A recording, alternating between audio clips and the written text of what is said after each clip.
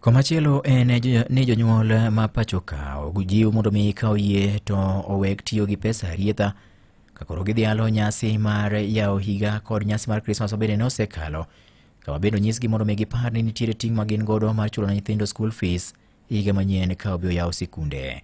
Ma en kwayo ma bende oketi kawuok kuom jotend dini e kaunti ma Uasin Gishu kama ne otele kod Sheikh Abubakar Bini.